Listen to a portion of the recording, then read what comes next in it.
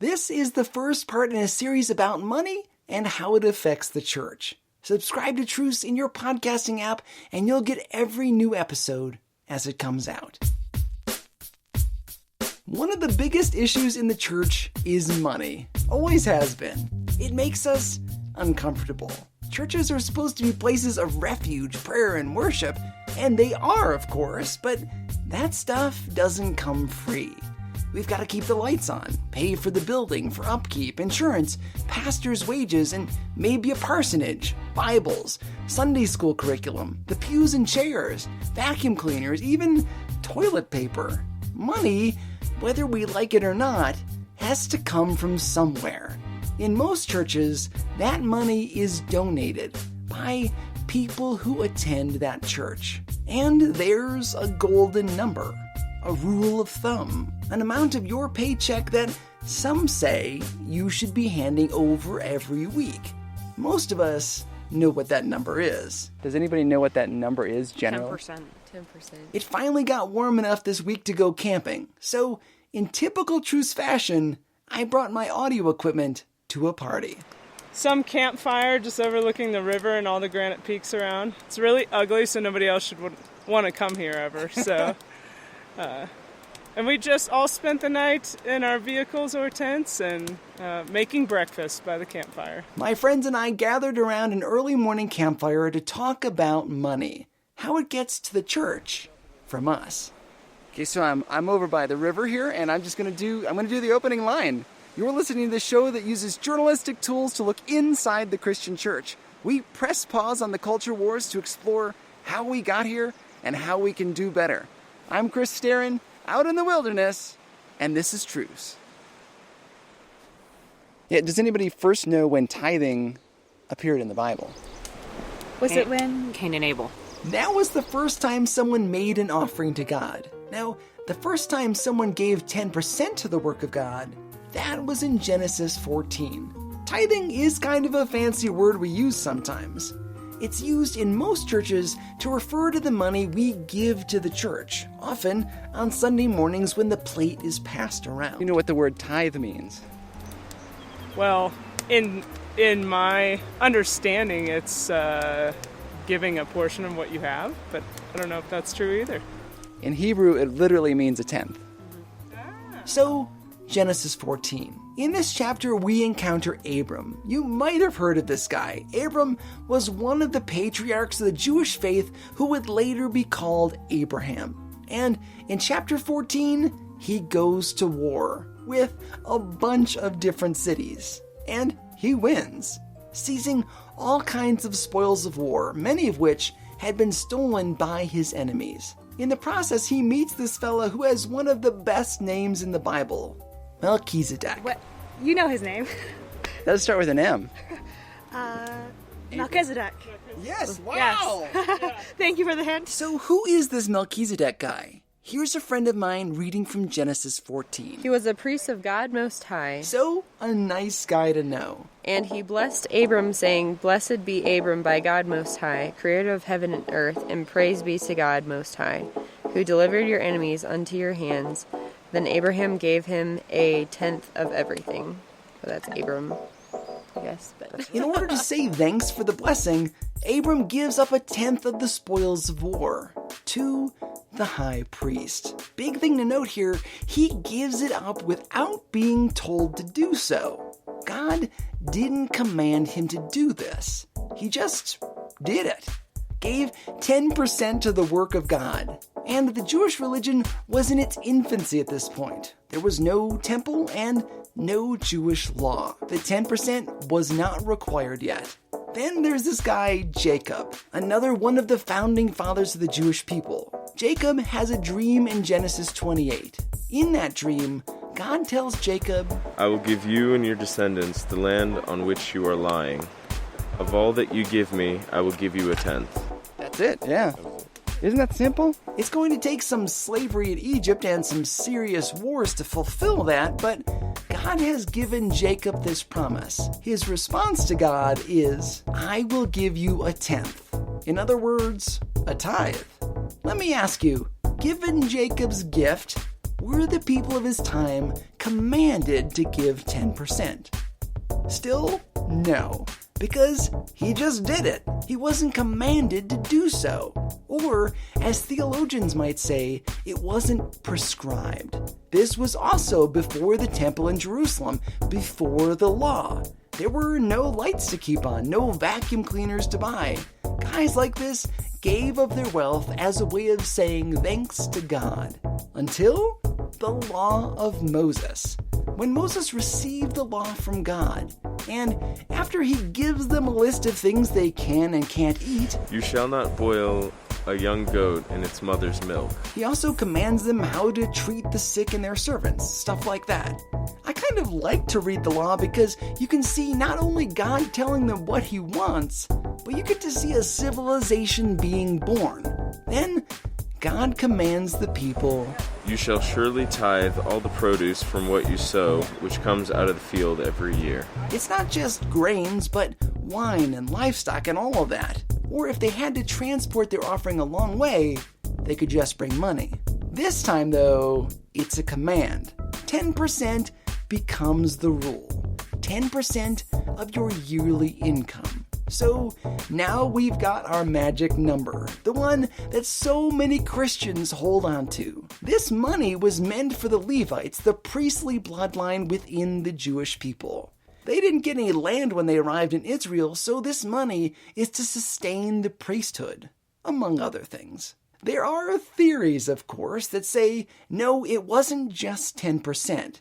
There were 2, maybe 3 different offerings in the Old Testament, meaning it may have actually totaled 20 to 23% of your annual income. But honestly, I got lost in the weeds here, and we've got a lot of ground to cover. And as we're about to see, the rule of 10% may no longer apply. We've covered God giving the law to Moses. In the intervening scriptures between the Old Testament and the New, the temple has come and gone a few times, and the Jewish people were exiled again. Then came Jesus, and with him a new covenant. A covenant is a super strong binding contract. When a new covenant comes in, the old one goes away. Jesus fulfilled the law of the Old Testament, and now we've got something different. Here's the sticky spot. The new covenant doesn't reinforce the 10% number. It's just not there. Read it again and again, and you won't find a command to give a tidy 10%. News like that might make some of us happy, except, like it often does, the New Testament goes on to raise the bar. This is 2 Corinthians 9:7, read at the campfire by one of my friends. 2 Corinthians 9:7.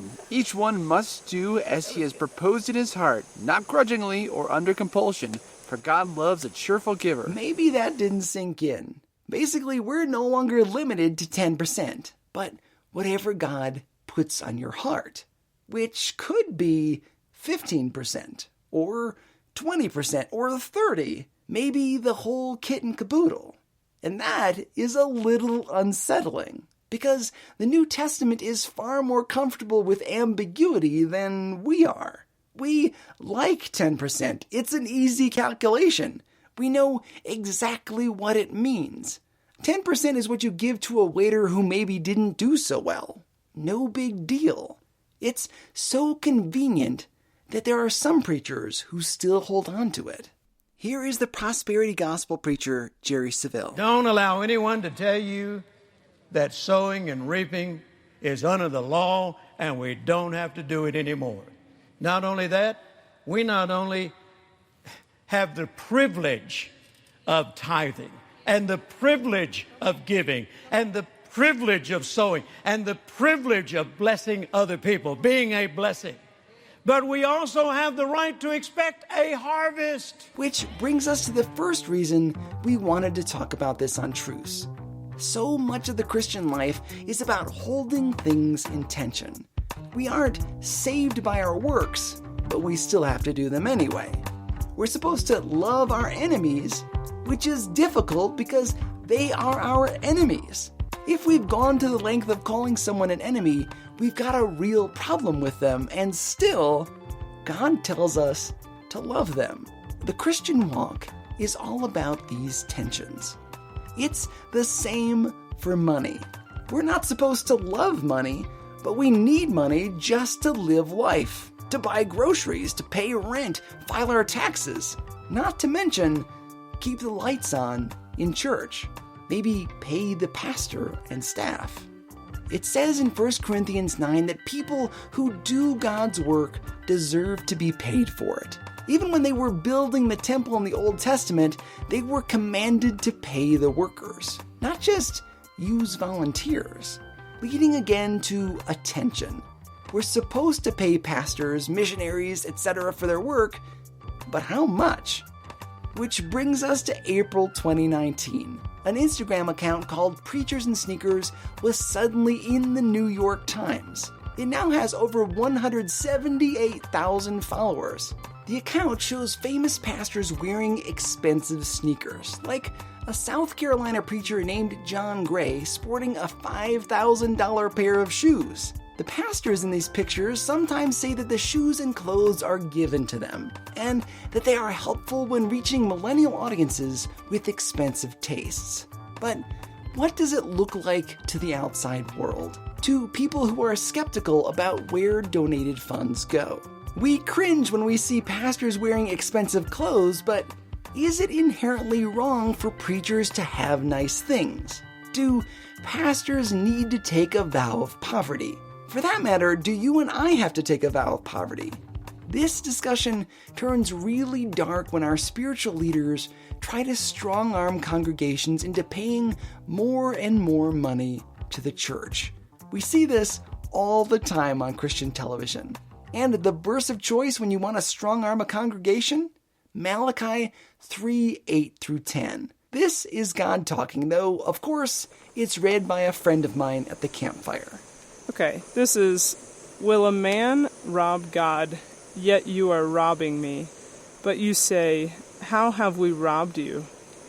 In tithes and offerings, you are cursed with a curse, for you are robbing me, the whole nation of you. Bring the whole tithe into the storehouse, so that there may be food in my house. And test me now in this, says the Lord of hosts, if I will not open for you the windows of heaven and pour out for you a blessing until it overflows.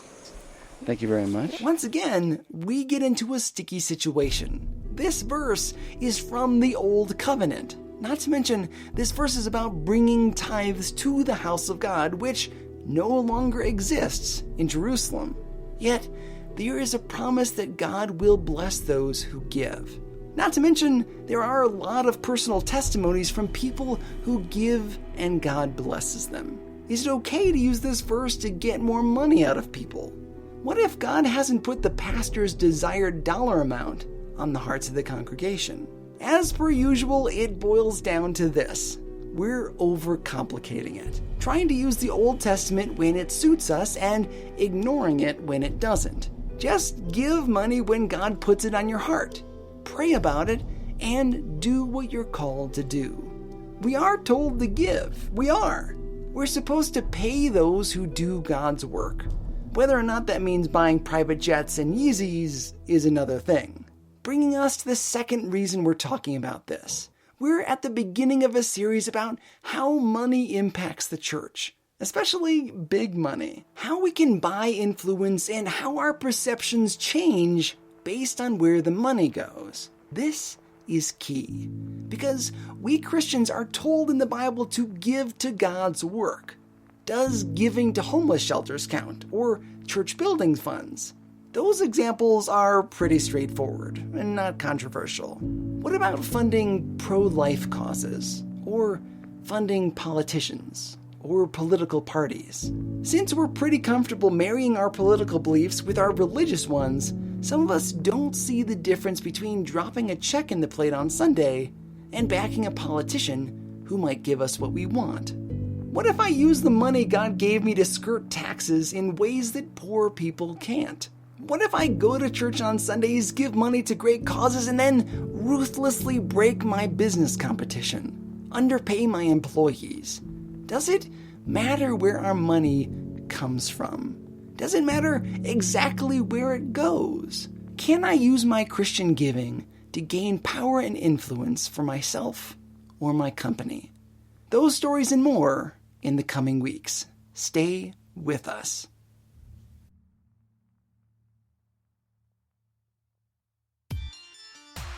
As always, I'd love to hear what you have to say about this topic, so record a voice memo on your smartphone and email it to us at trucepodcast@yahoo.com. We may even use your comments in a future episode. Special thanks to everyone who gave their voice to this show. Truce is a listener-supported project. We're on Patreon and GoFundMe, and you can send us a check via the website. I know it may seem a little weird that we're talking about money at the same time that I'm asking for help, but I'd like to make this show a full-time job. Most Christian podcasts are just people sitting around a mic talking about life. Truce is different. It takes time, research. If you like what we're doing, consider helping us out. You can find our social media links and much more at trucepodcast.com. Thanks for listening. I'm Chris Starron, and this is Truce.